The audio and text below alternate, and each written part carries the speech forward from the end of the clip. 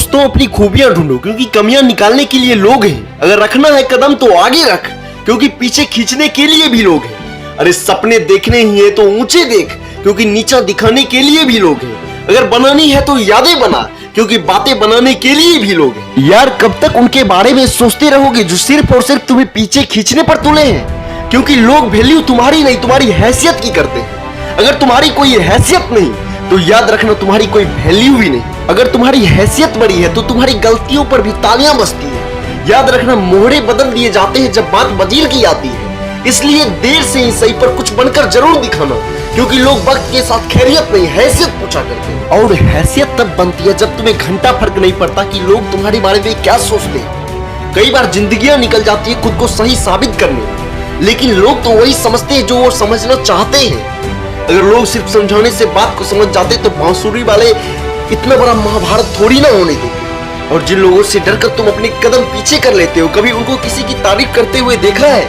ये वही लोग हैं जो अमीर को भी गाली देते हैं और गरीब को। फर्क सिर्फ इतना है कि अमीर को पीठ पीछे और गरीब को मुंह पर। इसलिए तुम्हें भी फर्क नहीं पड़ना चाहिए ऐसे लोगों से जो गिरगिट से भी ज्यादा रंग बदलते हैं, क्योंकि फर्क तभी आता है जब कोई फर्क नहीं पड़ता। और मैं तो मानता हूँ कि जिंदगी में ऐसे लोगों का होना भी जरूरी है, क्योंकि रास्ते की धूप ही तुम्हें जगा कर रखती है। छांव होती तो तुम भी सो जाते। जिंदगी के इस सफर में एक बात हमेशा याद रखना दोस्त, कोई भी काम छोटा या बड़ा नहीं होता। कोई भी काम कर लो मगर उसमें तुमसे बेहतर कोई नहीं होना चाहिए। इतना खुद को बेहतर बना लो और तैयार हो जाओ इस रेस में शामिल होने के लिए। शुरुआत में यही लोग तुम पर हंसेंगे, तुम्हारा मजाक उड़ाएंगे, पर तुम्हारी कामयाबी के साथ यही लोग तुम जैसा बनना चाहेंगे। और जरूरी नहीं कि पहली बार में ही तुम कामयाबी का झंडा गाड़ कर आ जाओ।